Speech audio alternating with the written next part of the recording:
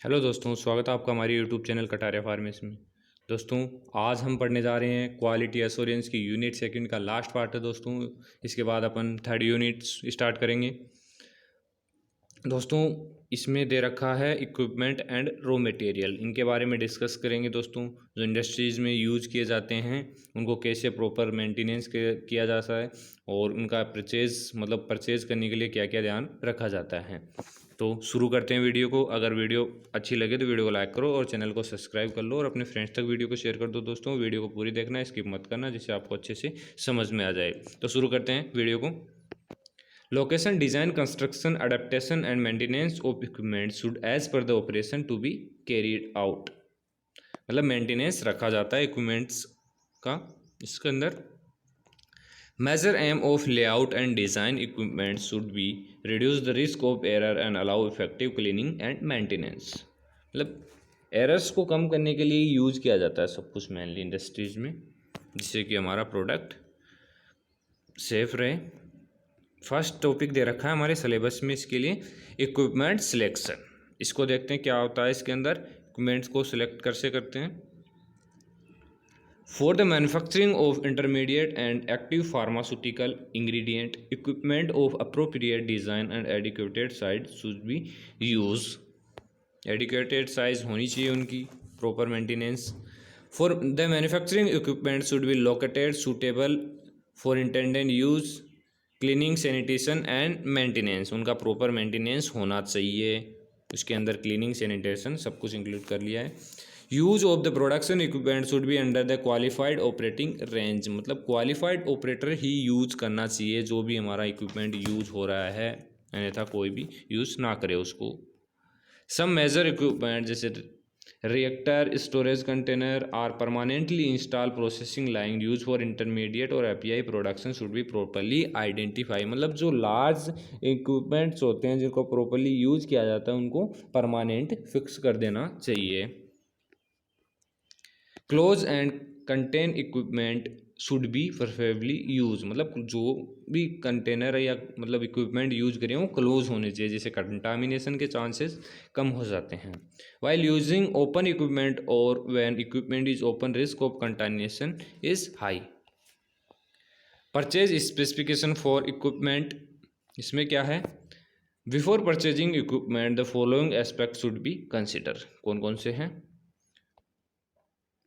The equipment should B compatible with user requirement specification. मतलब user requirement से compatible होने चाहिए। अगर यूज़र को दूसरा इक्विपमेंट चाहिए और आप दूसरे का यूज़ कर रहे हो तो ये कंपेटेबल नहीं होगा।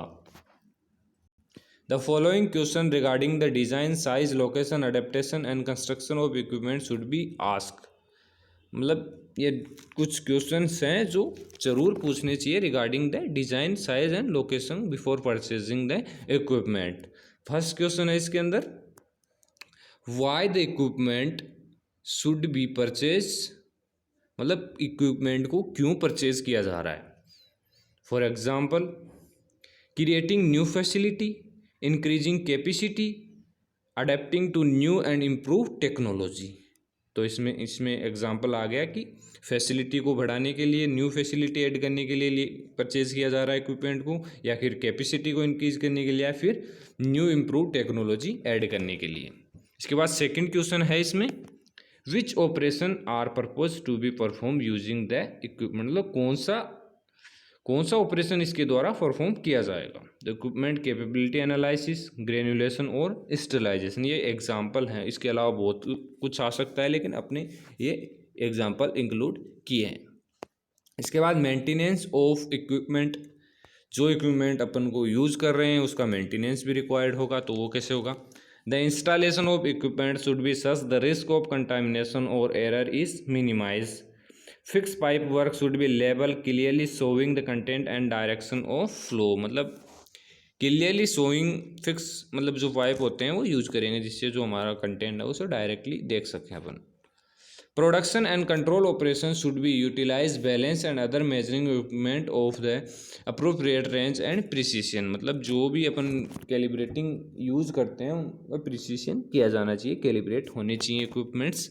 Calibration of balance and measuring device should be done and fix period, मतलब फिक्स पीरियड में उनका कैलिब्रेशन किया जाना चाहिए मेजरिंग डिवाइस का, जिससे कि जो भी अपन प्रोडक्ट उसके द्वारा मेज़र कर रहे हैं वो एक्यूरेट क्वांटिटी में मिले।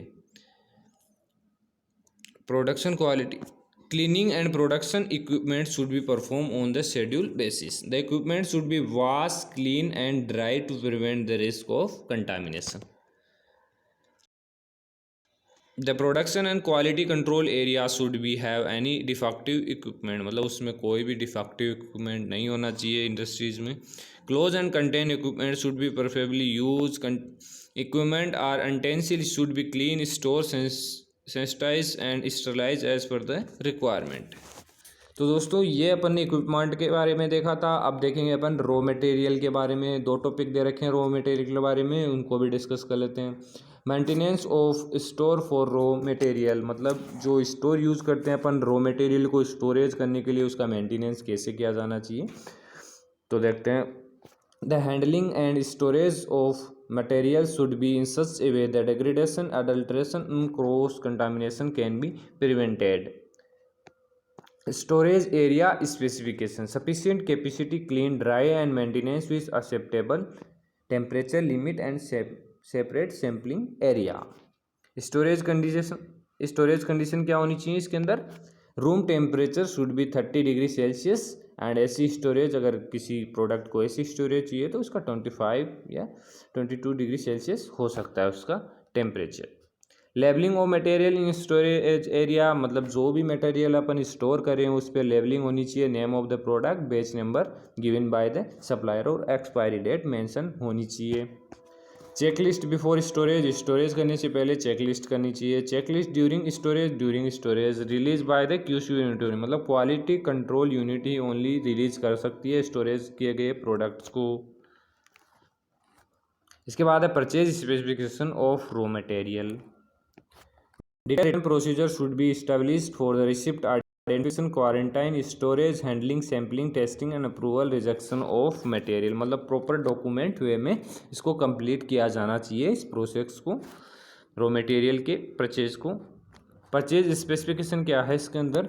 Detail guideline defining the operation, physical and chemical property as well as quantity, quality of the specific item are needed, मतलब परचेज करने से पहले अपन श्योर कर लें कि उसकी क्वालिटी, क्वांटिटी सब एक्यूरेट है या नहीं।